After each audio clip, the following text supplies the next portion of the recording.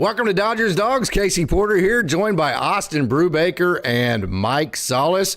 Glad you've joined. We already have a great crowd waiting for us. Sorry we're a little bit late here, but hey, sometimes Friday night in the big town, things happen, and so it just does. So here we are. We are ready to talk some Dodgers baseball. Austin, Mike, how are you guys doing this evening? I'm doing great. How are you, Casey? Fantastic. Mike, how are you? Doing great, Casey. Austin, good to see you. Anything on you guys' minds as we get Friday night started? Excited for spring training. Yeah, pitchers and catchers have officially reported for the Dodgers. We're seeing all the pictures. We're seeing all the videos of Yamamoto showing up at camp. We're seeing every one of the Dodgers pitchers that are on the roster, and all the pitchers are reporting to camp. It's really exciting time because this is one of the official marks that baseball is back. We are, 13 days away from actual spring training games. We're 40 days away from opening day. But today we can say, and I think technically it was yesterday, pitchers and catchers have reported baseball is officially back. It is 2024. It is the year of the Dodgers. How can you not be excited about this? No doubt about that. And we already have a great crowd logging in to Dodgers Dogs. Jay, good evening, Jay. We also have Gregory on the line in Showtime LA, Denard, and so Mr. John Rod 77 has joined in. Brett's joined in. So we have a great crowd logging in. Hope to have great discussion on Dodgers baseball today. It has been a fantastic offseason. It's even more fantastic whenever the season actually gets started in terms of pitchers and catchers reporting. So, Jay, question for coaches. If LA does not win a World Series this year, fans will call for Doc to be fired, but how much of his job is on-field decision-making? He oversees a 10-person coaching staff. Mike, I'll start with you on that. I don't. It's that one's kind of a hard one, and maybe a little too premature to talk about right now. I mean, the team just got together. It seems like everything that I've seen and reading, the team's gelling really well with one another. Mookie Betts has put out some stuff saying, that the locker room is great. Jason Hayward had made some comments also that the locker room has not changed from last year. It seems even stronger. So I think that the players will gel, with one another really well. As far as, Dave Roberts is concerned, I'm going to give him the benefit of the doubt for right now, and see how he acts and see how he manages. Like we talked about the last time we were all together. This is the first big all-star team that he's had, in probably the last 3 or 4 years. In the past ones that he only had one World Series with it. So we'll see how he is, his management skills, his decision making and what he does and how he implements players into the game and the adjustments that he makes. So I'm going to definitely give him the benefit of the doubt, before I even make a comment about that. Austin, your thoughts on Dave Roberts, and hey, it's win now. Whenever you sign 2 players for $1 billion, at least you commit to pay them over $1 billion over a certain period of time. It is definitely win now. So what are your thoughts on Dave Roberts if they don't win a World Series? Yeah, I think this is a really good question. I think it points out something that's really crucial, which is that Dave Roberts, although he is the manager of this team, he might not control every single aspect of this team. And maybe it's not him that is to blame for some of the problems that they've had in the postseason. Although if you're the manager of the team, you're going to take the front of the blow. So I think with this question, I think it's really going to depend on if they don't make it to the World Series or if they don't win. One, how did that happen during this 2024 season? You seem to have all the pieces in line. Is it something where it came down to a 6 or 7 game series with Atlanta, who's another really good team, and it was just something where a couple pitches here or there, you couldn't get over the top? Then maybe it's not something that you have to take a look at. Maybe it's something where you still have a really good roster and you just fell short one of these times. But if it's something where they're losing again in the division series, then you have to take a close look, whether that's at Dave Roberts or whether that is something to do with this coaching staff trying to create some sort of energy obviously we're talking a little bit premature right now, but I think we've talked about in the past, Dave Roberts right now kind of has maybe 2 years or so before we want to see him at the very least get to a World Series, if not win the World Series, with the amount of resources that he's been given, with the just incredible talent that he has. This is his time to capitalize. This is his time to build his legacy. And so they might be willing to give him these 2 years. I think it really depends on what happens and why certain things happen.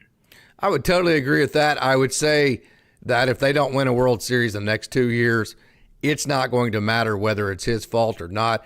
I would say that when it comes to 162, his job is more just kind of ego management, making sure everybody's comfortable, getting people through rough patches, making sure the egos don't get too big on the the upticks, those kinds of things. Just the culture part of it is what goes into the 162. I would say the playoff scenarios, that's where the on the field is going to get. That's where it actually matters the most. It's less about culture in the postseason and more about on the field moves, because the thing about a 162 game regular season is that it's all about the long run. It's about playing for tomorrow, playing for 2 weeks later. It's about the culture. Okay. And so whenever it becomes, it's about the process, I should say, is what I'm trying to get to. You hear that term all the time. The process, the process, the process. Well, what does that mean? Okay, even if you're 0 for 4, if you're having good at bats, then everything's fine, because over a long marathon of baseball, if you're having good at bats, eventually that will pay off for you and you'll start hitting the ball very well, right? So you worry about the process and not as much about the results in a marathon of 6 months. But it flips, and it flips completely on its head in the postseason, and the process matters absolutely none, and it's all about results, because if you lose 2 games like we saw last year, then that monkey jumps on you, and it's very, very difficult. So in my opinion, Dave Roberts is just an insanely good manager when it comes to the process of building a team, building a 6-month schedule and record, and creating a culture and process that guys are able to perform in a long marathon. Where he has fallen short is being able to flip to the results-based type managing that you have to have in the postseason. And I think a lot of that is, and I'll just say this straight up, is because instead of saying, hey, this guy is going to help me the most winning this game, he's still in process mode with the idea of, well, this is my guy instead of the guy. And because he's gone with my guy instead of the guy, it hasn't worked out for him. So if he doesn't win the next 2 years, I think at the very least, you'd have to say the Dodgers need somebody with a different voice that has a different approach towards the results-based playoffs. Did I say that properly? Oh yeah, I completely agree with all that. And that was kind of, like I said, what we talked about, last Friday, is, if Dave Roberts is going to go with the, like you stated, this is my guy, like when Kenley Jansen would come in, he's sticking Kershaw in, he's going to bring Hayward in, and areas to where, other players are going to, do better than what they are, just because he feels comfortable with them. That's one thing that I worry about, with Dave Roberts. The question is, say we go to the World Series this year and we lose the World Series, does Dave Roberts get fired then? No, not this year. There's just almost nothing he can do to get fired this year. Not even close. It would be at least 2 years before they. It's not ever going to get fired. It's going to be a matter of just not re-signing his contract. Right. So like I said, I have a lot of faith in Dave Roberts. I think he's going to do a very good job this year. He proved what he was about last year, and I think he's going to do just as good, if not better, a job managing this team. Austin, you have any final thoughts on that before we get to Emmet Sheehan? I think a lot of it was stated really well. This is the difficult part about flipping the switch from a large sample size regular season to a small sample size sprint type of postseason. You have to make these decisions, and everything has to work out in a short period of time, which there's a lot of variance that goes on in the postseason. It has not gone the Dodgers' way recently. We'll see how it's able to go. He's been given all the pieces that he needs to. Now it's up to him to push all the right buttons and for the players to perform as well, because they haven't been performing the past couple of postseasons. You got to be willing to hurt some feelings in the postseason in short bursts, in win now mode. You got to be able to say, sorry, dude, I love you, but can't do it at this moment. And you got to be able to flip the switch and do just what, in the 162, you can go ahead, and this is Emmet Sheehan. We're going to flip over to him right now. You guys probably aren't seeing. You might be seeing him. Not exactly sure if you two see him right now or not, but you got to flip the switch from, hey, I need this guy in a good mental space, so I'm going to go ahead and throw him out there so we can have a good culture working, to I don't care what this guy thinks. This is the best guy for this position. If he wants to get pissed about it, so be it. But I've got to win this game. That's a big flip to switch. Oh yeah, and that's a very important flip to switch. And if it all works out, if it just happens to be that the Dodgers end up winning the World Series, then those feelings aren't really going to be hurt anymore, because you won. You have to make every decision that you can with the mind of what's going to put yourself in the best position to win. Not necessarily, is this the guy that I want to be in there? Is this the culture type move that I want to make? So I think Dave Roberts is going to have to make those decisions. Last year, it seemed like those decisions kind of got taken away pretty early in some of those games, with the Diamondbacks just pouncing, and then they seem to be out of it for the rest of the postseason. We'll see what happens this upcoming season. I'm excited. Obviously, pitchers and catchers have reported it's 2024. It's a new season. It is a new opportunity for him. Now it's time for the Dodgers to capitalize on this golden ticket of an opportunity. Okay, so we have a question here about Emmet Sheehan that you're seeing on your screen. What adjustments does he need to make to be a solid major leaguer? We all know he can be. Adjustment number one is, I think he needs to rely more on his changeup. His changeup has always been his better secondary pitch. And number two, I just think get comfortable. I just think first of all, give him a consistent role to where he knows where his feet are at going to be at every day. And it's not just the day that he pitches, as you see Emmet Sheehan here. It's also, I don't think people understand, starting pitchers especially, they are creatures of habit. I mean, they have a start day. They know what they eat for breakfast that day. They know what they eat for lunch. They know Clayton Kershaw, just go watch him. I got to see him on the field in 2019. He knows every second of every day or every minute that he has on his start days, as far as I do this at this time, I do this at that time. And then it's not just that. The days in between, they know exactly what they're doing. They're on a routine. They do this, they do that. They get comfortable with it. So the first thing that Emmet Sheehan needs, Kyle Hurt needs, all these guys need, is they need that consistency so they can get into that routine like Kershaw has, where they can say, okay, this is where my feet are going to be at on any physical. I don't think he has any physical adjustments to make. I think it's just a matter of the club giving him a role that he can actually get comfortable with and get a routine. Yeah, I think that is exactly right. And we look at some of the numbers that he had. Just looking at the StatCast data, he had a lot of really good batted ball data come off of the bat. He was 98th percentile in expected batting average. One thing that did plague him quite a bit this past season is he did give up quite a few home runs per nine. His home runs per nine rate was 1.64, which is well above league average. You would anticipate, as he gets more comfortable at the big league level, as he learns how to attack big league hitters and just allow his stuff to be able to just really work, because he's got phenomenal stuff, that percentage is going to go down. That rate is going to go down. And that's going to just allow him to really elevate his game and just show that the type of pitcher that he is, how good of a pitcher he is, the results start to follow the pitch type that he has. So I think he needs a little bit more consistency. Perhaps there's different things that he need to work on, as far as when to throw certain pitches, as far as the volume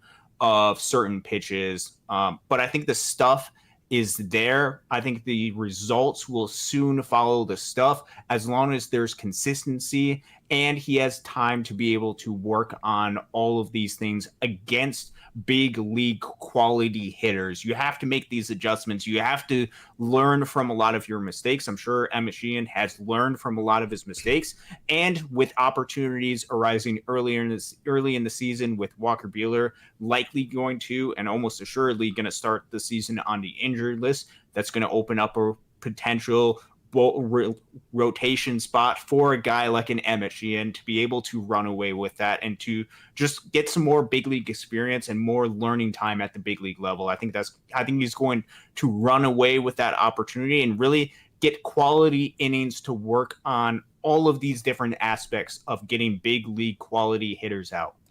No doubt about that. So Emmet Sheehan definitely going to play a big part to this season. Showtime LA, good evening, Showtime. Thanks for joining. Showtime says he thinks that, or he or she thinks that the Dodgers still need to go out and get a big-time closer, Devin Williams or Tanner Scott. And the problem with that is there is no room on your 40-man roster. So for every person, as a matter of fact, right now, when Clayton Kershaw and Dustin May come back, you're going to have to, if you don't make a trade from here, you're going to have to DFA two guys. So the question would be, who do you want to remove from your roster right now? You would have to remove one person from your roster right now, and that would mean 3 total off of what you have on your 40-man at the moment. So, Mike, do you think? Push back. Yeah, say it again. I was just going to push back a little bit. They added Dustin May and Tony Gonsolin to the 60-day injured list. Yep. Technically, they could do that within Nick Frasso to open up a roster spot without immediately having to designate somebody for assignment. So they do have avenues of which they could move right now to add to this roster. But in the future, as you mentioned, they're going to have to make decisions on who they want to keep on this roster. Mike, what do you think? They need a closer? I've said it many times. I don't think they need a closer. I'm good with the closer by committee. But one thing I wanted to add to the Sheehan thing is I seen him pitch a number of times, at Dodger Stadium last year. He did an amazing job. And the thing for me is I think the catchers need to get to know him a little bit better than what they do, because they're going to have to help him, call the pitches and set him up for success also. That's there. And I think that's going to happen this year, especially with a little bit more time in spring training. The catchers are going to get to know the pitchers a little bit more because, we have a whole bunch of new pitchers that are coming in this year. So there's going to be a lot of adjustments that need to happen in that communication link and knowing their little quirks, that that the pitchers have, the catcher needs to know that. So I think, the catcher and Sheehan need to be on the page a little bit more than what they were last year. Yeah, but no, go ahead. I'm sorry, Mike. But no, I don't think we need a closer. We got plenty of arms in our system right now. We got plenty of arms. Last year, the bullpen was ranked number 3 in all of baseball, and pretty much everybody's coming back. So I think our bullpen is solid. I think they can do a job. And there was plenty of pitchers last year that could throw to left-handed hitters and put them out just as easy as than having a closer. So the question would be, if you did get Devin Williams, would he actually, or Tanner Scott, would either one of them actually be the guy the Dodgers said, hey, they're our closer? Would either one of those guys actually be that guy they would name as the closer? I think they would put him in that position, but we don't. It's hard to say. I mean, we got Evan Phillips, that's there.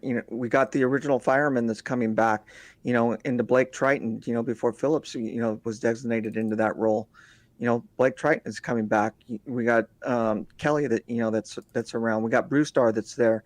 We got a lot of talent, that's there. So yeah, you can designate him that, that's there, but he's not always going to be in that position because he may not be the right pitcher for that situation. Right. And so they may have to stick somebody else in there. Right. Austin, do you think they would actually name either one of those two the closer over an Evan Phillips?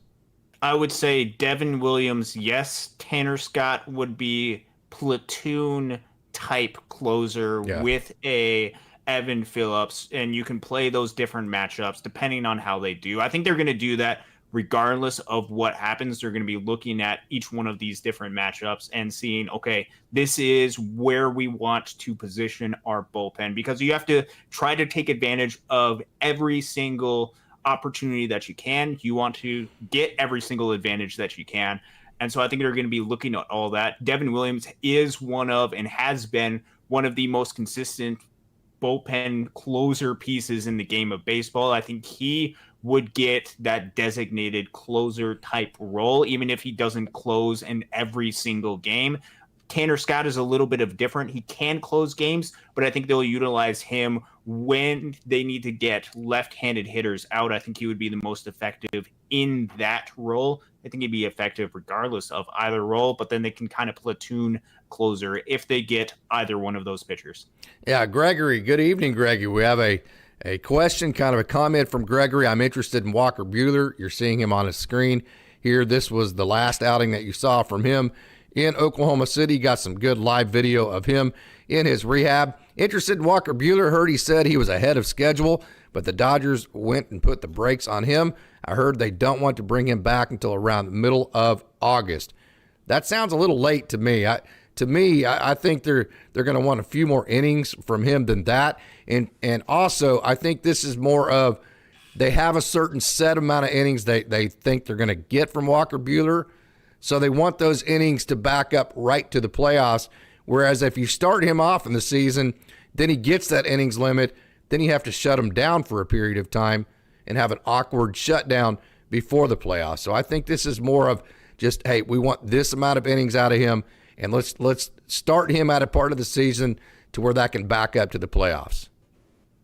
I completely agree. I think he's going to be in Arizona for about a month after spring training, personally, just so they can build his arm back up, see how he's doing, see if he has any soreness or any reaction, to live pitches, that he's going to start doing.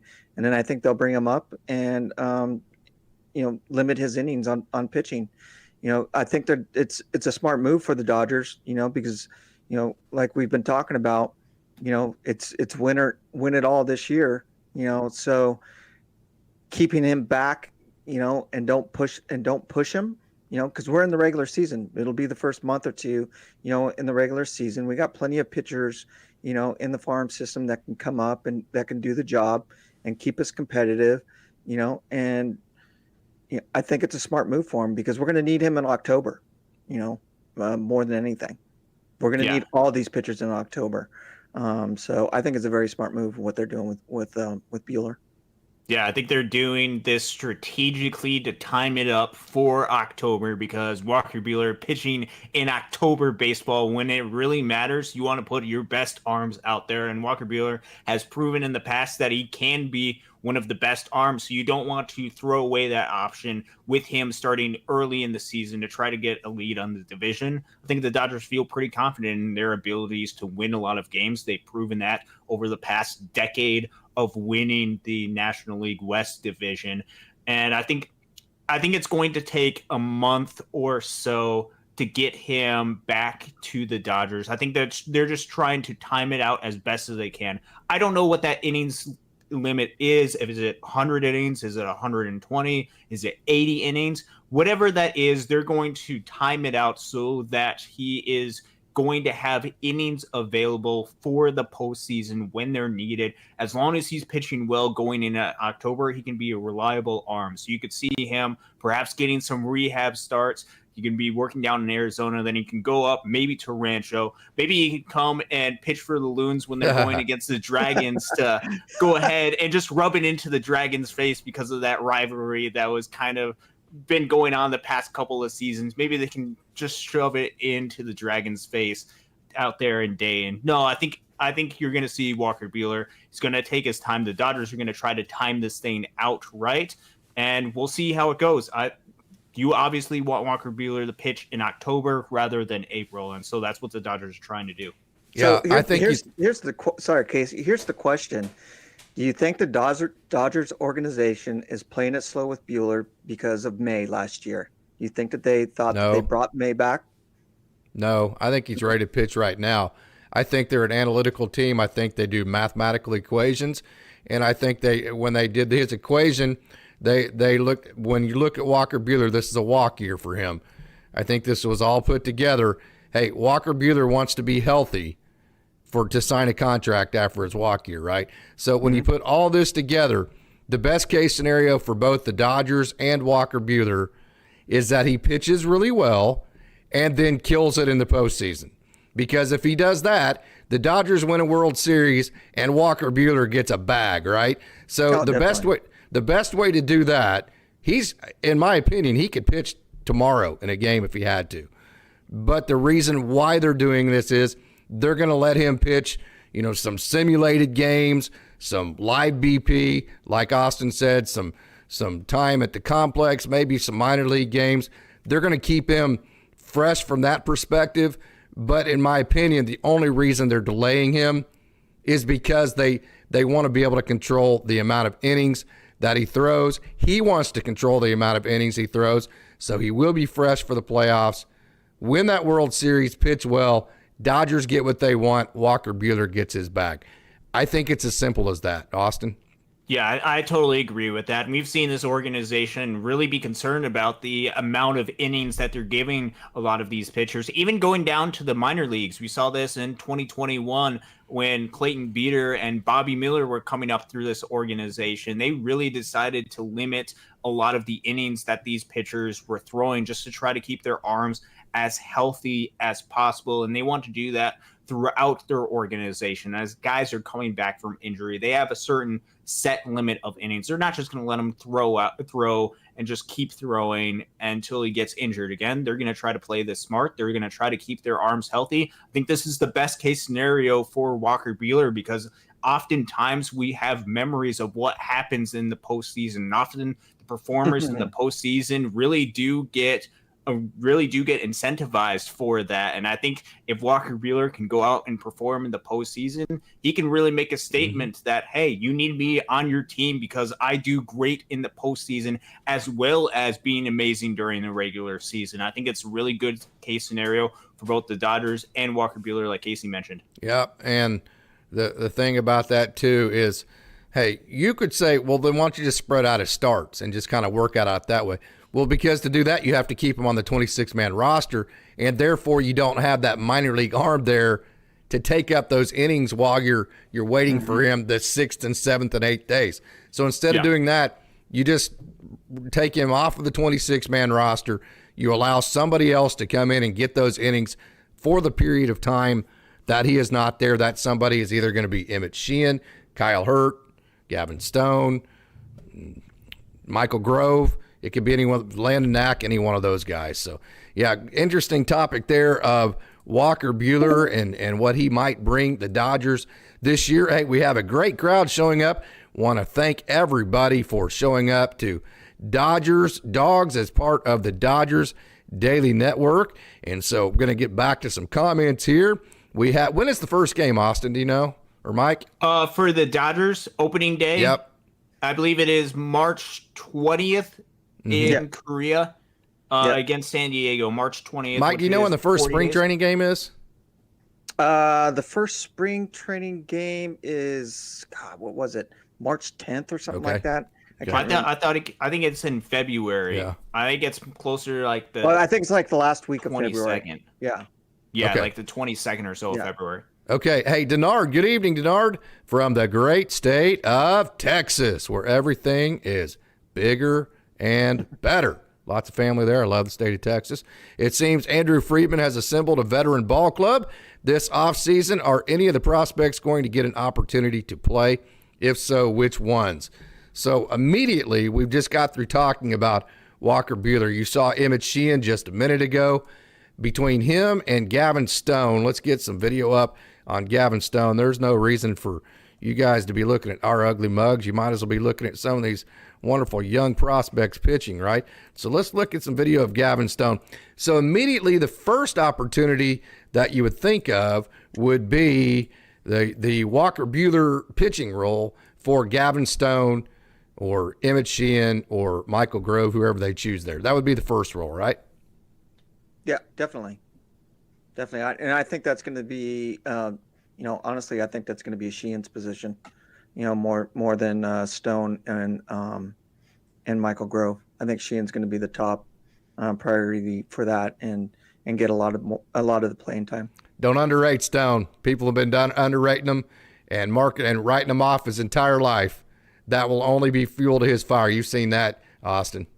Oh, yeah. No, I've seen a lot of Gavin Stone pitch, both at the minor leagues, and then we saw some of his appearances at the big league level. I think he's going to have a fire inside of him this upcoming season and try to reestablish himself as one of the best pitching prospects in the game of baseball, one of the best young pitchers in the game of baseball. I believe in the pitcher that Gavin Stone is. Now it is about execution and learning from a lot of the mistakes of last year, taking a lot of the lessons learned and making adjustments from there. Baseball is a game of adjustments. Gavin Stone's going to have to make those adjustments to be able to get more consistent playing time at the big league level. And so I'm excited to see what he can do. I think Mike's right, though. Emmet Sheehan, very likely going into camp, probably is the favorite for that fifth starter going into the season. Although I would not rule out a Gavin Stone, a Landon Knack, Michael Grove, Kyle Hurt. They are all going to be competing for that role. It's going to be really fun spring training to watch that competition. I'm excited about Gavin Stone's season. I just think he, kind of like Landon Knack did at the minor league level last year, I just think Gavin Stone's going to have a burr in his saddle, and he's going to come out ready to prove some people wrong. Oh, definitely. And I'm not counting Gavin Stone out. I'm just saying, that Sheehan's, he proved himself last year, and I think he's going to have more of a priority. I want to see Gavin Stone come up, and, redeem himself and, show what he actually really has, and prove to, the Dodgers organization and the other teams that are out there, that are looking at him. Yeah, see, I do have it. Last year was a learning experience for myself, and this is who I really am this year. No doubt about that. Hey, we have a great question here, and that is from, let's see, the question here is from Kenneth Hall. Kenneth, thank you so much for joining Dodgers Dawgs as part of the Dodgers Daily Network on Friday night in the Big Town on Dodgers Dawgs. If you have not done so far, hit that like button, leave a comment, tell all your friends about Dodgers Daily, and if you're not a subscriber, well, why aren't you a subscriber yet, right? Okay. Hey, if you're not a subscriber, hit that subscribe button. And make sure also, I always forget to say this, make sure and turn on those notifications. That way, whenever we go live with a video or we release a video, you will get notified and you'll never miss a thing. But hey, just so you'll know, we do come on every Sunday, Wednesday, and Friday. Not sure I'll come on Sunday night because the Super Bowl is going to be going on, but we will see about that. But it's every Sunday, Wednesday, and Friday at 6 o'clock Pacific. So if you don't turn on notifications, just know that and come back each and every time. We have a great crowd and a great question, gentlemen. Gregory, thank you so much for joining. But from Kenneth Hall, with Kershaw back, is he still the leader of the team, or Ohtani, is he now the leader? Okay, let me start with this, and I won't go long, and I'll throw it to Mike with this question. I do think that Clayton Kershaw will be the day-to-day leader. I do think this is Shohei Ohtani's team. Is that possible? Yeah, it's everything. This is the new era and the new Dodger team. Starting 2024. This is Ohtani's team. There's no doubt about it. They went out and paid the big money for him, and just look at the press. I've been watching a lot of stuff. At spring training this year. And every time he even walks out the door, everybody loses their mind. So this is his team. There's no doubt about it. He has showed by example. Once he signed that contract, he was at Dodger Stadium the very next day working out. Leading by example. And so, yes, this is Ohtani's team, but I think Ohtani, just like any other pitcher or any of the players, are going to have a lot of respect for Kershaw because, this is his 14th season with the team, this year with the signing. He's the longest, tenured player, that the Dodgers had, and so, yeah, they're going to show him some respect. he's going to be able to speak up and, and guide these young players and guide these new guys that are coming in. This is how the organization is, and this is how we do things around here. But every day, just like you were saying, Casey, it's going to be Ohtani. And I did see a comment also about Mookie Betts. I never thought Mookie Betts was the leader of this team. I don't think he has that capability of doing that. Not even leader by example? No. I mean, he leads by example by what he does, but that's about it. His voice and things that I saw, of him last year, I was hoping he was going to be a leader when he first came in, but he just doesn't demonstrate that. In my opinion, in my job, you have to lead. You have to lead by example. You have to lead and demonstrate it. You have to talk to people, and when you have to lay the law down, you lay the law down. And that's one thing that I don't think Mookie Betts does. No doubt about it. His skills on the playing field, speaks for themselves. But in the clubhouse and some of the things that I've seen, it's and the comments that he's made, last year about, oh well, I guess, and that's really not my thing. And he even said he doesn't want to be the leader of the team last year, in an interview. So it's Ohtani's team. Austin, who's the leader of this team?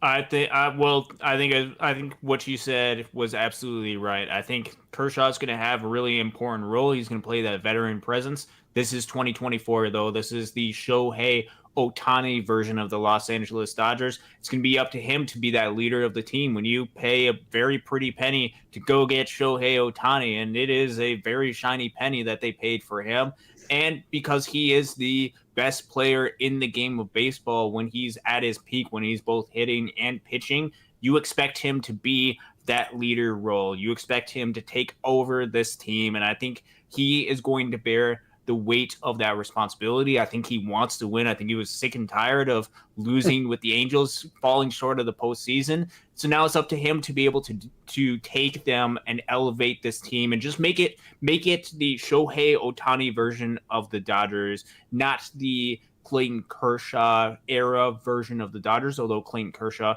absolutely still is going to have a prominent role and a prominent voice in this clubhouse. It's up to Ohtani, though, to start taking ownership and leading of this team, because he's going to be on this team for the next 10 years. So you want him to have that voice. You want to have that impact. He's going to be getting paid at least for the next 10 years. Oh, he's going to be paid for the next 20 years. Right. I will say this, kind of to differentiate, like I think the clubhouse is going to go, guys, we have to win a World Series in the next couple of years. We can't go get Ohtani. This is Ohtani, we can't without winning. But I think from a day-to-day perspective, if one of the players needs to take the bull by the horn and have a players-only meeting and kind of lay down the law to the club, that guy would be Clayton Kershaw. But I think everybody is playing to the tune of we have to win a World Series during this Ohtani era. Did that make any sense? Oh, yeah. Completely. I completely agree with that. And, and something that I read in the comments also, and I agree with them also. Justin Turner was the leader of the team, when he was here, and we don't have that anymore. And that's something that the team lost. So yes, I agree with that. Justin Turner was the voice of in that clubhouse. And let's not forget, Jason Hayward and what him and Miguel Rojas did last year, and their voice and what they did. So they are pretty good leaders in that clubhouse also. I would say there's different ways to lead, though, man. I mean, there are professions and there are times to where you have to be vocal, you have to be inspirational, you have to be all of that. But I would say most of the time, the best way to lead is by example. Like the way that Shohei Ohtani actually does lead is by example. So how does he lead by example? He's the hardest worker. Not only is he the hardest worker, he's the most detailed. So like when a guy like James Outman looks at Shohei Ohtani, it's not going to be what Shohei Ohtani says to James Outman. It's going to be what Shohei Ohtani shows James Outman as far as how to be that detailed, picture-perfect preparation professional. Does that make sense to you? Whereas maybe like a Jason Hayward, he might be able to talk to James Outman through maybe a rough patch and say, hey, dude, you're taking good swings. You're swinging at strikes. This is baseball. I've been in baseball my whole life. I've been through this rough patch you're going through 1,000 times. You'll get through it. Don't worry about it. Whereas a Jason Hayward can have that conversation with James Outman, I think James Outman, where Ohtani can affect him, and when I use James Outman, I mean everybody else too, is when he watches him run his sprints, when he watches him do his band stretches, when he watches him play catch, and he's just looking at this guy going, man, look at the attention to detail this guy has. And when you have a guy that is getting paid the most, that is also your most detailed, that is a great thing to have as a club. Mm-hmm. Yeah, and that's some of the value of having these veteran type presence on this team, because they've been around, they've done it before, they know how to operate as a big league player, and they can help out a lot of your younger guys through a lot of the struggles and through everything, and be that voice, be that leader. There's a lot of guys on this team who have the capability of taking leadership roles, and it's going to be up to them to be more accountable, hold each other to be more accountable, to help each other grow as a team, to build not just that regular season culture, but that elimination type culture for the postseason, where you are just relentless in your pursuit of winning a World Series championship. They've wanted it for a while. Now it's time for them to really step up in leadership and take control of that leadership. This is Casey, should we take a quick 30-second or so commercial break? It looks like we got about 2 minutes or so on our end for this stream. Do you want to just take a quick commercial break and then give me just a second here? I don't even have the banner. I had to make a whole new scene for this. You guys keep talking about River Ryan. You're seeing him on the screen here, and let me get this banner in here, and we will go with that. Okay, we've got about a minute or so that we'll be able to talk about River Ryan before we have to start a new scene. River Ryan isn't one of the guys that is currently on the 40-man roster right now, but he's one of the guys that Dodgers fans should definitely be keeping an eye on, especially with a guy like a Nick Frasso going down with injury and not being able to compete probably at the big league level during the season. This could potentially open up a roster spot for a River Ryan. He was two-way player. And now he's got a ton of talent. He's got a lot of swing and miss stuff. He didn't even showcase all of his swing and miss stuff last season. It was more closer to a strikeout per 9. I think that can really elevate as he continues throughout his big league career. I think he's going to do some amazing things. Definitely a person to keep an eye out for Dodgers fans. Okay, let's continue to talk about River Ryan on the other side of this break. We'll be back in exactly 60 seconds.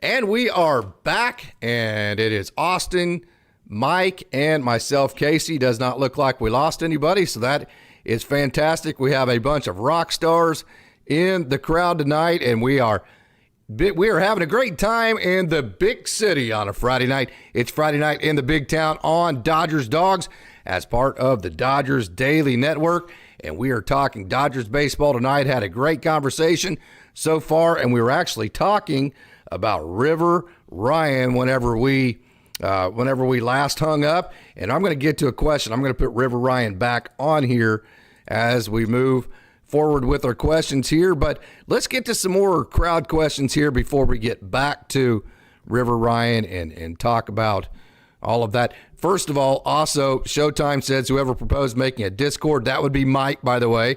Mike has put that entire Dodgers Daily Discord together. So, Mike, thank you so much for that. And Mike has actually put the link to the Discord. I've actually put it in there, too. I didn't say that Mike did it. But that new link is in the Discord, to our Discord is in the chat. Just click that. Hey, and we can have conversations left and right. So I know Ryan Reith was asking, where is the Dodgers Daily Discord? Right there. So, okay, Austin, continue your conversation about River Ryan. Are you surprised that he was, I believe, what was he, in the top 10 of Keith Law's Dodgers prospects, something like that? Yeah, he was in a couple of those lists. Obviously, a lot of people are putting out their lists. Ryan was 33. We're 33. Sorry about that. I didn't mean to interrupt you. Okay. Keith Law, whoever made that list, really likes what they see from River Ryan. That has to do with a lot of the looks that you get in person of River Ryan, just watching him pitch and some of the projectables that he has with that fastball, which is pitch mix, going up to the big leagues and how that really projects. And with him being super athletic too, that certainly helps with him. Not having a ton of mileage on the arm helps as well. He's got a really good pitch mix. He is a really good, really solid pitcher. He's not on the younger side. He is, 25 right now? So he's getting up there in age, but the mileage that is on that arm, because he was a two-way player or was a position player before, the mileage on the arm isn't quite there. He can get a lot of swing and miss. He's got a lot of really good electric stuff, and there's some people, as you mentioned, that like him perhaps the best out of some of the pitching prospects that the Dodgers have. Yeah. He certainly has the talent to do so. He's not eligible for the Rule 5 draft until next offseason, this upcoming offseason. So the Dodgers don't have to have him on the 40-man roster right now. He will get added at some point before then, as long as he stays within the organization, because he's just too talented not to add to the 40-man roster before then. So it's going to be a little bit of an upfield battle for him to see if we see him at the big league level. But if he's just pitching too well, the Dodgers might be forced into a position where they might have to call him up. It's going to be very difficult for him to crack this roster this season, but he has every opportunity to continue to learn, to continue to develop. So when he's ready to be called up, he can just run away with that role and really prove all of these prospect lists correct. Yeah, I think the way that I put it is there are some people that think that River Ryan is the best pitching prospect that has not made his major league debut yet. And there's that curveball that he has. He likes to flip it in there every now and then, right there again, to keep hitters off balance. And I think that would be a situation where somebody's looking at baseball savant numbers for the simple fact that Landon Knack and Nick Frasso have been injured. So their baseball savant, their velos, their movements, all of that have really just kind of been inconsistent and up and down. So if you look at it from that perspective, River Ryan, you go, oh, well, wow, look at his numbers, look at his baseball savant numbers, look at his underlying metrics. They're better than Nick Frasso and Landon Knack's right now. That's not an accurate portrayal of actually what these guys are able to do. Because, again, Nick Frasso, he had the torn labrum, so his numbers were up and down. Landon Knack, he's been fighting the forearm issues. He ended last year on the IL. So whenever you look at, well, that's a big old curveball right there. When you look at what Nick Frasso can do, of course, you're looking at River Ryan, north of 7-foot extension, a fastball that on multiple occasions has reached over 100 miles an hour. He has the crossfire where he lands in the third base dugout, and it's like he's throwing a slider every time he throws a fastball. So, hey, Nick Frasso, although he's going to start this season on the IL, He is really, really good. Landon Knack, again, I've seen him reach 96 just last year at the AA level, and that was on the metrics or whatever you want to call it, the TrackMan numbers of the scouts from other teams like the Royals and those types of teams. So I saw it with my own eyes. He hit 96.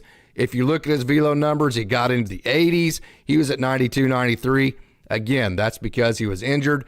Different degrees of injury as the year went on. But I will say this about Landon Knack.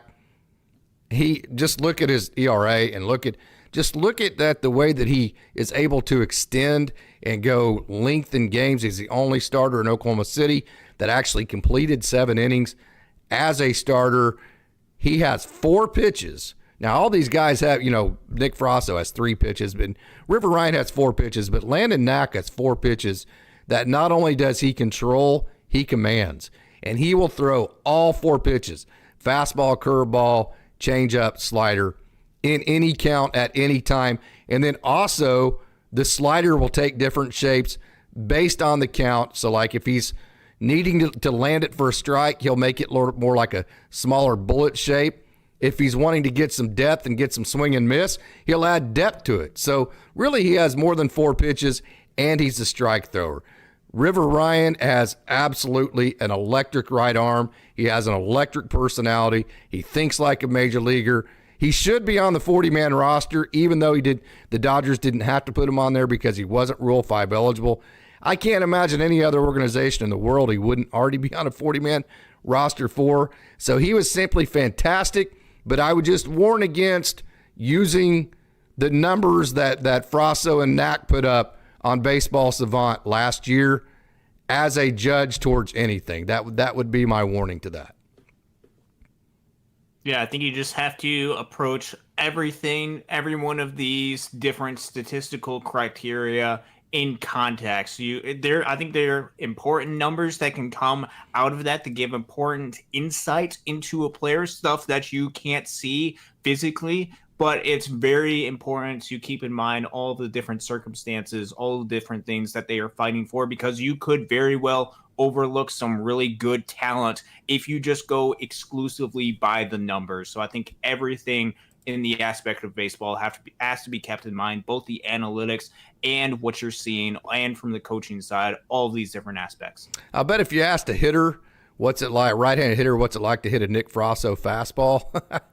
they would not be real excited about that. Mike, you have anything to say about either one of those two, or the Discord that we just put together? Well, as far as the Discord is amazing. Put it together just for, so we can have a discussion when we're not live, and and be able to discuss things with everybody who follow and subscribe. So it's amazing. And you guys pretty much nailed River Ryan, so I don't have too much to add on to that.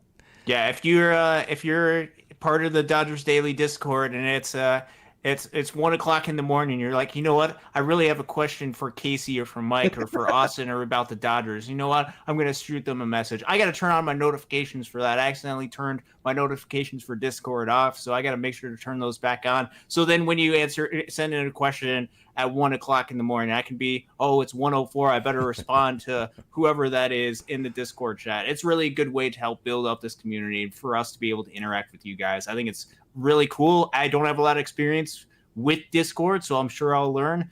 But just that interaction part is going to be super fun, especially when we're going to be at a lot of these minor league stadiums. So I'm sure we'll be providing updates throughout as what we are seeing and just some of the excitement that is coming up through the system, as well as how can you not be excited about the big league club this upcoming season. Mike's going to go live on Discord with some of his spring training stuff, so that's going to be exciting. Yeah, and that's the great thing about it. I have it all, set up on my iPad, so I can go live, at, when I go to games over in Rancho, and the whole time that I'm over in spring training. So that's the plan. Okay, Denard says, what's going to happen once all the pitchers on the DL return? There's only 13 spots available on the Major League Baseball roster. I've already gone through all the names. If Clayton Kershaw and Dustin May are healthy, if they're both healthy and on the 26-man roster, then that eliminates every single rookie. That eliminates Emmet Sheehan. That eliminates Kyle Hurt. That eliminates Gavin. That eliminates every single one of them. I went through the names the other day, but every single roster spot is accounted for at that spot. So I think the Dodgers really are banking on, as far as their younger guys, nobody ever being not having an entirely healthy roster all at the same time ever. I think that literally is their plan because, again, if all 13 guys, the veterans that they've signed, are all healthy at the same time, there is no spot for any of the rookies or Emmet Sheehan, or I don't think Emmet Sheehan, he may be considered a rookie still, but rookie or younger prospects, whatever. There is no room for any of them, Austin. Yeah, it becomes really challenging with all of the guys that are on this roster with the limited amount of options that are on this big league roster where you can't send one of the struggling pitchers. Let's say a prospect is performing better than a veteran type pitcher. You can't just send the veteran type down and go ahead and pull up the prospect. You're going to have to cut ties with some of these veterans. So I think they want to have a surplus of pitching, and they're going to see what happens through the course of the season. So it might be a competition where Ryan Yarbrough right now has a spot on the roster, but do you prefer to have that spot for Ryan Yarbrough, keep him around with the organization, or do you prefer and feel comfortable with giving that to one of the younger guys? And I'm not just trying to single out Ryan Yarbrough. I specify him because he probably would be the most likely spot going into the season, but this goes through a lot of the veteran guys. There's going to be a lot of tough decisions. It's going to be more difficult for the rookies to be able to join onto this roster once the guys get healthy and back onto this roster, assuming everybody is healthy, than for some of the veteran guys to be cut. But we're going to see through the course of the season how guys are performing. And I think the Dodgers are going to keep in mind, one, the roster flexibility that they have, and also they're going to keep in mind who is pitching the best and how can we put the best team on the field. Mm-hmm. Daniel Magana, is it just me or was it odd, Mike, that Vargas and Cartaya were not at Dodgers Fest? Margot was not either. I thought the same about Ferguson, and he got shipped. Just speculating. Is there anything to take from any of those guys not being at Dodgers Fest? I don't think there's anything to take from that. Vargas and Cartaya were already in Camelback, so I think they've been spending their whole time, over there, and they just didn't, go over to the Fan Fest. So I don't think it's a big thing, and anything to really, look into. I'm happy to see them, over at Camelback, and honing in their skills a little bit more and getting the reps in, prior to everybody starting to show up. So I don't think it's anything. Hey, we have a super chat, $2 from Samuel Ellis. Do we have a knuckleballer or a side armor in the organization? This is Noah Rune. This is the one side armor, the one true side armor. Now, also, Ryan Sublette, he has a side slot, kind of a three-quarter slot. He still stays behind the ball. This guy right here, Noah Rune, out of Tyler Community College, he is a legitimate submarine side armor, though. Gets on the side of the ball, gets that good arm side run. He was in Rancho last year. Actually had a chance to interview him. Wonderful young man out of the Austin area. So there is your side armor in the Dodgers system. Your knuckleballer, you don't have a knuckleball, but you do have about 3 or 4 different guys that have split finger fastballs. The most prominent being Kendall Williams, who is at the AAA level. I know that splitter kind of acts as similar to a knuckleball. So you don't have a knuckleballer, but you do have some split finger guys. Austin, what do you think about Noah that you're seeing here? Yeah, I haven't had a chance to go and see Noah yet, but I will have the chance to see him in 2024. I'm expecting him at some point to get the call up to Great Lakes to see that side arm. I think it's going to be really cool to get that element back. This past season, we didn't really have a side armor. The closest that I saw was maybe and he's not part of the organization right now, but Franklin De La Paz. He kind of had he would almost release it almost like shoulder height from what it looked like. It just kind of a weird delivery, but to get a little bit more of a true side arm type from Noah, I think is going to be really cool. It's not something that you see a lot of in the game of baseball, but it can be deceptive, especially if hitters aren't used to it, and it could be something that they don't pick up very easily. They're not getting the reps with it. It can be effective, and I'm excited to see what Noah is going to be able to do as he comes up through Great Lakes, and hopefully is a really key, important part of this bullpen. This is Ryan Sublette right here, the young man out of Texas Tech, the Red Raiders. They have a wonderful baseball program there. Not, like I said, not the exact sidearm like Noah, but you can definitely see here, definitely a side slot type pitcher as he releases. And the cool thing about him is he gets on the side as far as the 3/4 release, but if you look at his hand right here, he's still able to stay behind the ball. The importance to that is that allows him to throw that changeup right there. That's the importance of staying behind the ball for him. So Ryan Sublette definitely has a sidearm looking throw to him. So those are your two guys that are probably the closest as far as yeah, and Ryan Sublette was part of the Arizona Fall League this past season. So the Dodgers obviously think very highly of Ryan. Yeah, no doubt. Hey, Tomatley, good evening. Tomatley says, I slightly disagree with Mookie's influence. He may not be a rally or climb on my back guy, but I think the team has taken the personality of Mookie and Freddie, and I think that's a great personality to have because Mookie Betts is that happy-go-lucky guy, the guy I wish I always could have been, and I think over the marathon of a 6-month season, I think that guy that doesn't worry about things, that just truly believes that everything's going to be okay. Hey, don't dwell on a 0 for 4. Just be a guy that thinks about the positive sides of things. I think that is infectious for people around him. I'll go with that. I teach leadership. My job is about leadership, so I have probably not the opinions that that a lot of people have. So my view of leadership is a little bit different, I should say. That's there. Awesome. Sorry.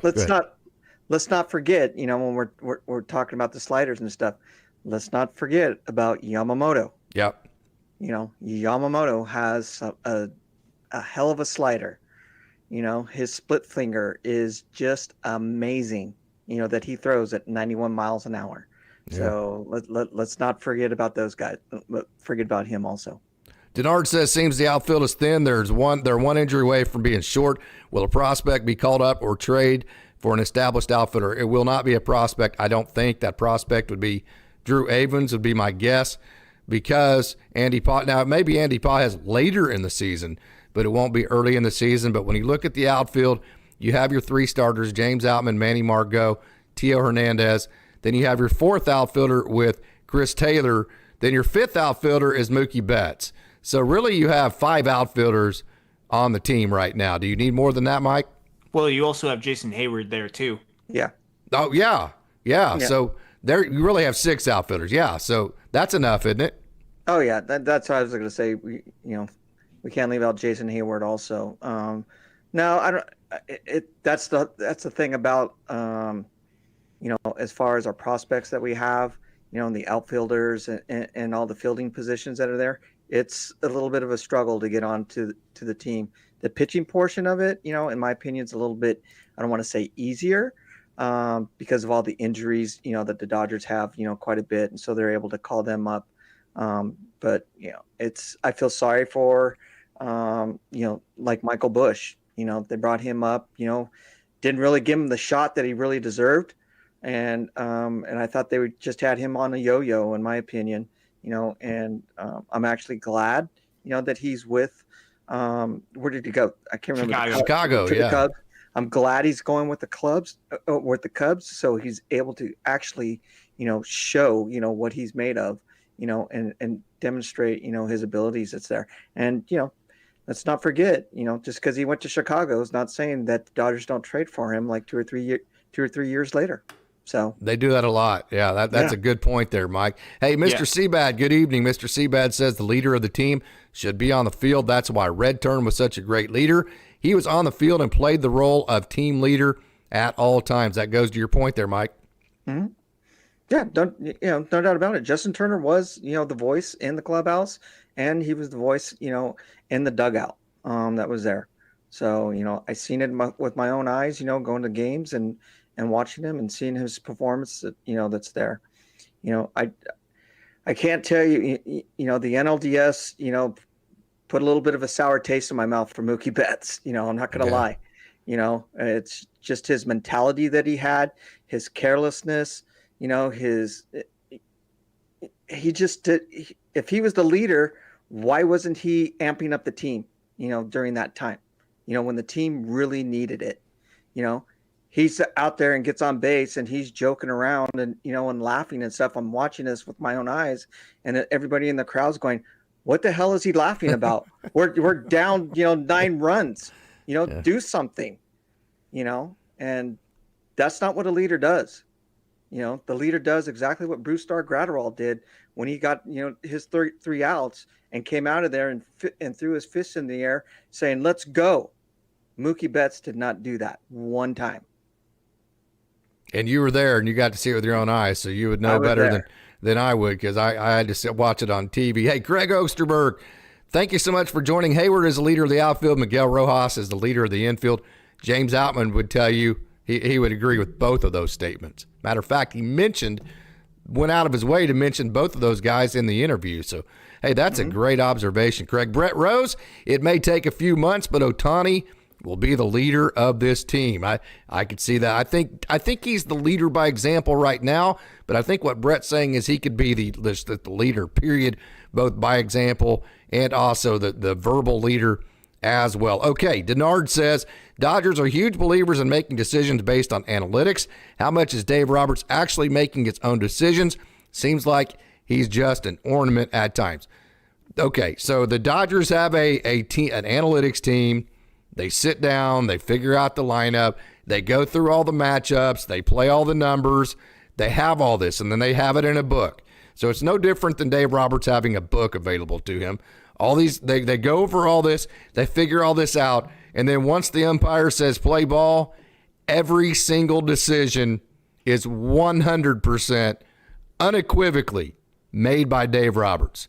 That is 100% a fact. So, yes, are they influenced by some of the meetings that they had earlier that day and some of the data and the analysis that they covered? Of course they are. They're in the same way they're influenced by the book that has all the matchups that you see Bob Guerin holding all the time, right? But he has total autonomy to make every single decision once the game starts. Either one of y'all want to comment to that, Austin or Mike? Yeah, I think the analytics are there as a tool to help Dave Roberts in his decision-making process. That doesn't mean that Dave Roberts has to go with what the analytics say. There's certain people that probably would want him to go based on what the book says every single time. He has that resource, but he also has the ability to either go with that, or if he decides to go with his gut, he can go with that as well. I don't know what percentage of his decision are based on gut or based off of, hey, this is what the book says, this is what we should do in these types of situations, because this is what the numbers over large sample size tell us. I don't know what percentage of it is each. I just know that every single decision Dave Roberts is ultimately responsible for, whether he goes along with the books or whether he goes with some more of his gut instincts. And I'm sure there's a lot of strategy talk within this organization as far as how they want to approach it. And I'm sure they get certain concessions. They get Dave Roberts to do certain things following by the books, maybe not with what he would prefer to do every single time or think might be good, but ultimately he's responsible and he makes a lot of those in-game decision-making decisions. Oh, definitely. I couldn't agree more with that. Before every game, the whole Dodger organization, the whole scouting, organization, that's with the Dodgers, they're making a game plan for every single game, that's there. And they're going over that with Dave Roberts saying, this pitcher takes, or this hitter's going to, is, more prone to strike out on these 3 types of pitches, that's in there. So we're going to need, pitcher A, B, and C, to start or to follow up. They have a game plan that's there. When the game plan doesn't go the way, then that's up to Dave Roberts to make those decisions. Some of his decisions were good, and some of them, haven't been all that great. But there's no bat phone, in the dugout, with Andrew Freeman calling him saying, "Hey, Dave Roberts, per analytics, you need to be doing this instead." that's there. It's his call. It's, that's what they pay him to do. And he needs to rely on his coaching staff that's in the dugout with him, including Mark Price, and manage the team, like he did last year. It's like every other job you have. Hey, here's the game plan. If you choose to go off course, then you got to answer questions.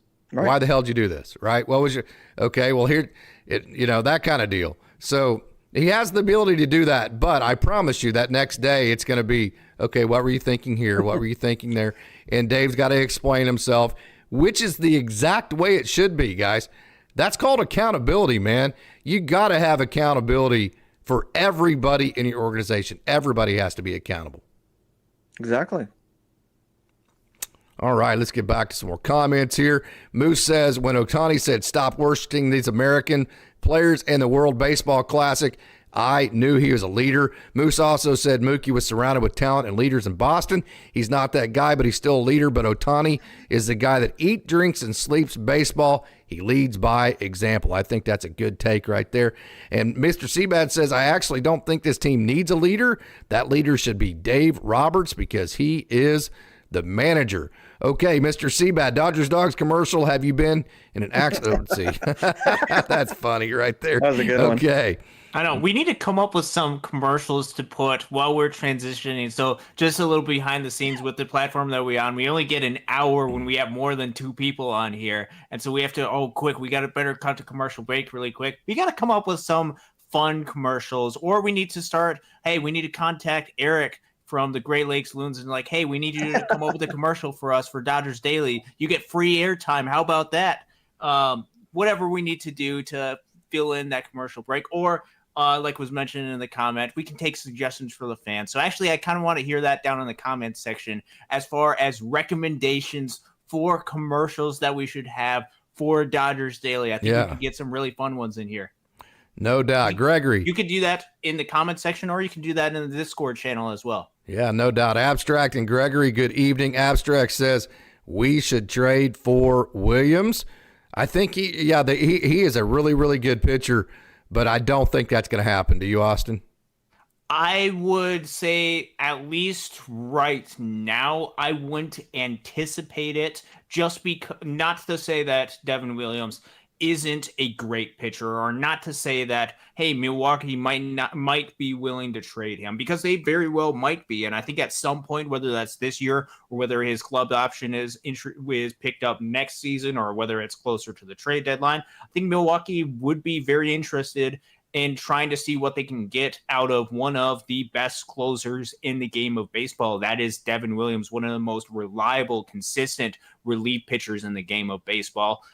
I think with where the Dodgers are out, they have a lot of really good, talented relief pitchers, a lot of really good, talented right-handed relief pitchers. I think right now they're in a position where they feel comfortable with a lot of the arms that they have in the bullpen. I think they would prefer, if they were to add a bullpen piece, to go ahead and be a little bit more reliable guy that can get left-handed hitters out. Because as I've mentioned before, there is a vast difference in Devin Williams versus right-handed hitters and left-handed hitters for his splits throughout the course of his career and from last season as well. So he wouldn't be the guy if you need to get Bryce Harper out in the postseason, or he might be the guy, but perhaps you prefer to go out and try to get a lefty if you're going to go ahead and add to the pen. So I think they're in a wait and see approach. I don't think they're wanting to overpay for a reliever before they even see what this bullpen is all about this season.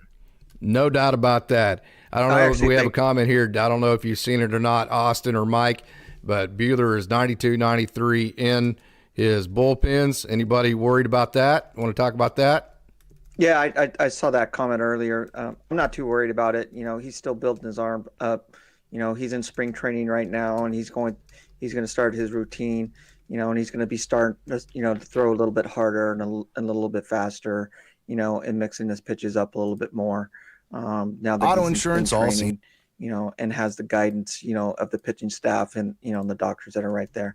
So I think his velo is going to be coming up, not like super fast. I don't think they're going to want to push him too hard, that's right now. but it's definitely going to come back, and it's hard to say, this is his, his second Tommy John, surgery, that he's had, is did he lose some of his velo, in regards to, his fastball that's there? Only time will tell, with that. But I can't remember the pitcher from the Rangers who came back from his second Tommy John, and look what he did last year, with the Rangers. He pitched very well, so Walker Buehler has that to look forward to, and I think he's going to be okay. Denard, we have a super chat. Hey, he said you promised that Fire Eisen video. Where is it? Well, you ask and ye shall receive. There it is, Denard. $5 super chat, and that is JP Fire Eisen on the screen. How about that? Fantastic. Gregory says, hey, did you want to add anything, Austin, to that the 92-93 on Walker Buehler? Yeah, I was just about to mention right now going into spring, I'm not entirely concerned about that. If he starts ramping up and his velo has dropped that significantly, once we get to, hey, it's time for you to go ahead and call up, I think that's when it's a little bit of a more worrisome time, more panic time, because, hey, maybe his stuff is not as good as we last saw Walker Buehler. Right now, when he's just coming back, I'm not overly concerned.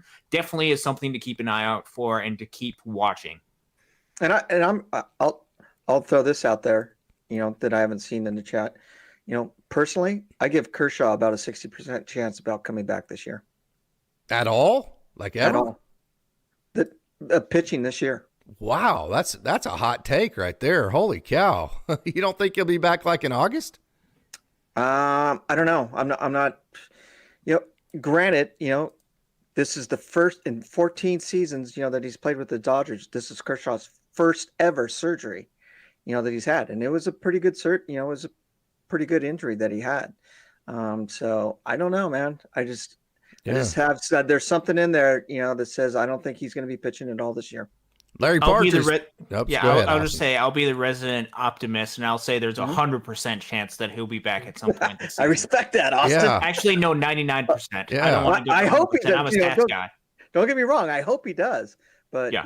I'm not going to be surprised if he doesn't pitch at all this year. Wow, that's the hot take of the night right there. Hey, Larry Partridge, thank you so much for joining. I trust Dave Roberts' use of Julio over Kimley in 2020 was great managing. I agree with that. That was a good move there. Abstract, that's because nobody, we'll go ahead and not put that one out there over the air. Gregory says, play great Dodgers highlights to Thunderstruck by AC/DC during commercials. I will do that, but I'll have to get that copyrighted from AC/DC first. Yeah, I know. Yeah, we might lose our ads on our videos and actually be able to get a copyright strike. We might get some strikes on the channel if we go ahead and do that. But I appreciate the optimism in that. I'm sure we can put something together as far as commercials. Keep coming up with a lot of these commercial ideas. This is like a pitch meeting with the Dodgers Daily community. This is fun. Hey, JP Fire Eisen that you're seeing on your screen right here still has 24 scoreless innings. Mike, what do you expect out of him this year for the Dodgers? Of course, he is one, too, that if all the veterans are healthy, there's no room for him either. So what do you see for him? I see he's somebody that nobody's really been talking about. He's a name that there hasn't been a whole lot of conversation, no matter what channel that you're looking at. I think he's going to do great. I'm hoping he's going to do good. Like it was mentioned in the chat, had 24 scoreless innings. I have high hopes for him. I am hoping he comes up, and has the ability to come up, because, we have Gonzalez that's out. We still have May that's out, and we have Kershaw, so there's three positions, that are going to be open, for the 40-man roster to fill in, so I hope to see him, and get to see his stuff and see what he can do. Austin? Yeah, I have not had a chance really to sit down and watch JP Fire Eisen pitch yet, but there's a very good reason why the Dodgers have kept him on their roster for the past year plus. He got picked up. Dodgers decided to get him from Tampa Bay, and that was back in the 2022-2023 offseason, and he spent all of last season injured. They kept him on the roster, and so there's a very good reason why the Dodgers kept him on the roster is because they believe in the arm. They believe in a lot of the talent that he has. We're going to be able to see that on display for the first time. It'll be the first time that I've really had a chance to sit down and watch him pitch. So I don't like to give a great evaluation unless I've actually seen these guys pitch.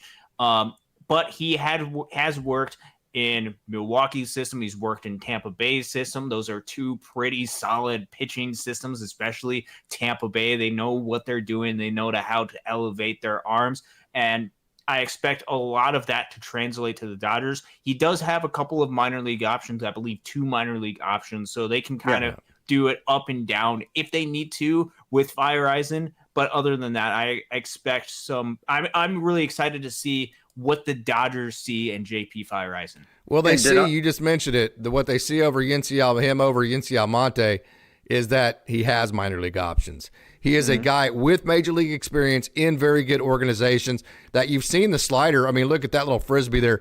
You saw the changeup that has good stuff. So you've seen all that. He has major league experience in good organizations, and he has minor league options.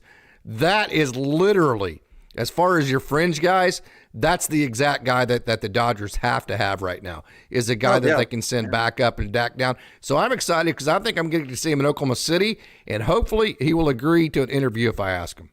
Well, Denard, I will be getting you because he's on my list of pitchers to get while I'm in spring training. So I'll be getting you some more video coverage of him while I'm at spring training. All right, we have a couple last questions here, and we are going to get off as we are at 7:30 Pacific right now.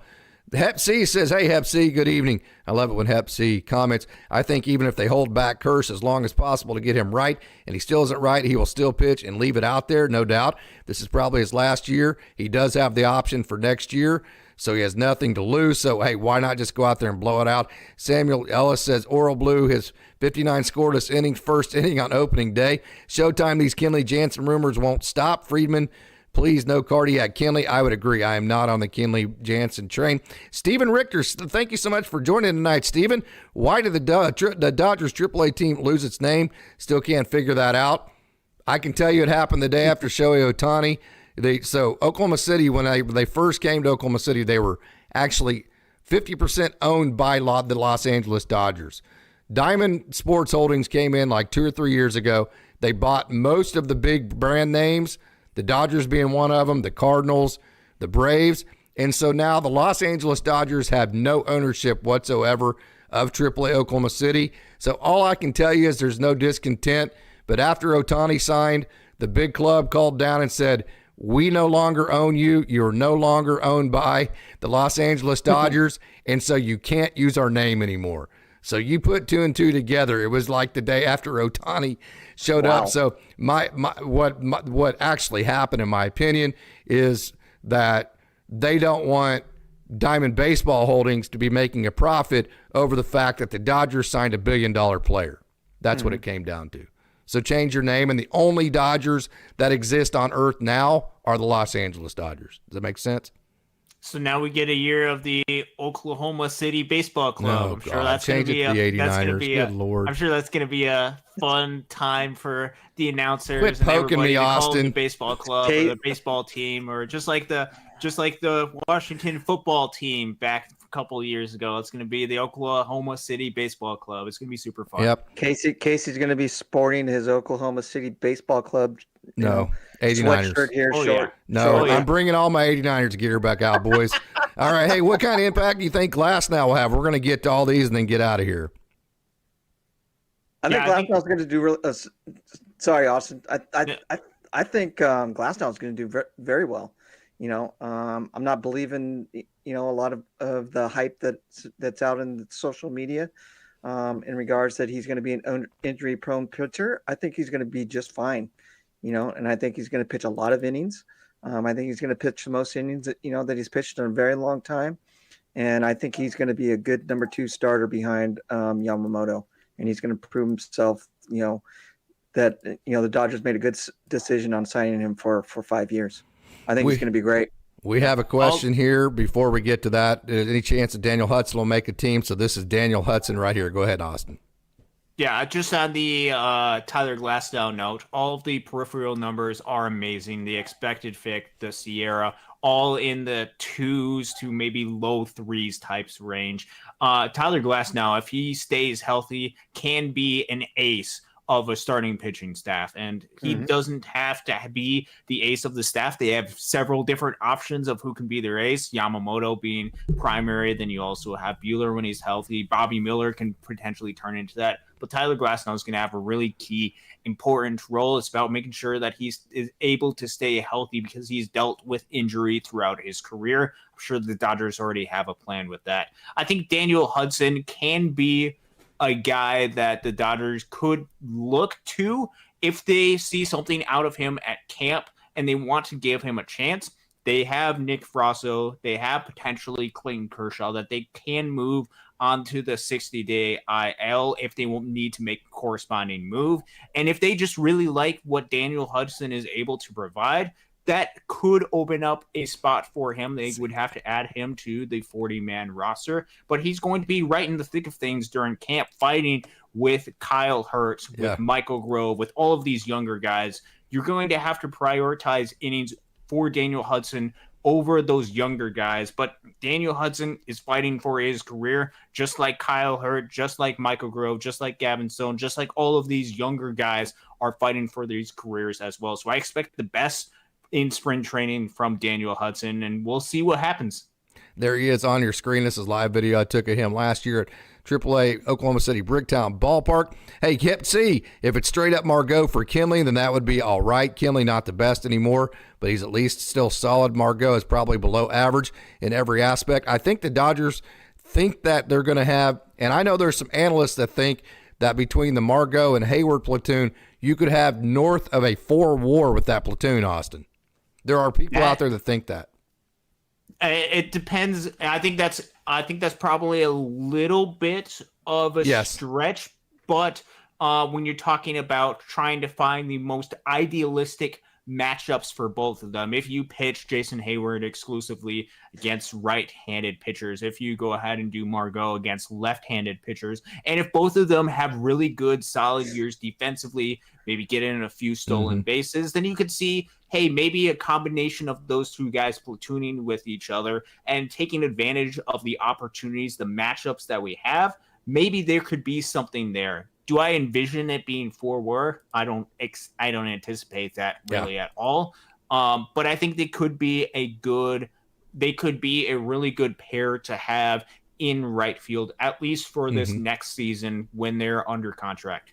Hey, Brett Rose, I know this won't help for 2024. Actually, Brett, we have covered this like all the way back in November when we talked about the Kershaw deal. Should the Dodgers sign Brandon Woodruff and stash him away? He's the perfect type of guy to get. And the reason why he is perfect is when you put him on the 60-day and you add somebody like Alec Gamboa, you're not going to have to then DFA Alec Gamboa when he comes back like in July, like you will with a Clayton Kershaw. So he is the perfect type of guy to get because when you add that guy, he's on there for the entire year. So I would love it if the Dodgers picked up the Brandon Woodruff, no doubt about that. He could do the JP Fireisen of 2023 for the Dodgers, where he spent the entire time on the 60-day injured list. And Brandon Woodruff is and has upside of being a number 2 or maybe even an ace type level of pitcher. Of course, you want to bring those type of arms in. So, hey, Casey. Yep. One thing before we all go, I want to get you guys' takes on this. So I'll start it off. Yamamoto, Rookie of the Year, number 2 for the Cy Young list in 2024. Mookie Betts is going to hit 30 home runs, this year. Shohei Ohtani is going to hit 40 home runs this year. Freeman is going to steal 35 bases this year. Ooh. Freddie Freeman with 35 stolen baggers? Yep. Whoa, that would be impressive to see him be able to do that. Those are some really good. And obviously, you'd be super happy if those things came through. Those are. I mean, we're just seeing pitchers and catchers report, Mike. We're getting. Well, hell, last time we were talking about the playoffs, and it was February, right, Austin? Yeah. Oh yeah. I mean, that's what we do here on Dodgers Daily. We're positive. We're enthusiastic. Do I think some of those are realistic? Some of them probably more than others. Do I think Freddie Freeman's going to steal 35 bags? No, but could it be? Hey, he's tuning into the show. He's got it's. I don't know what 7:40 on the West Coast. He's over in Arizona, let's say, and he's watching his Dodgers Daily, and he's like, you know what? They don't believe I can steal 35 bags. So I'm going to steal 35 bags just to prove Mike right and to prove Austin wrong. I could see that being a possibility. He might tune into the show. Who knows? Yeah. All that sounds great. Let's win a dadgum World Series, though. I already gave you my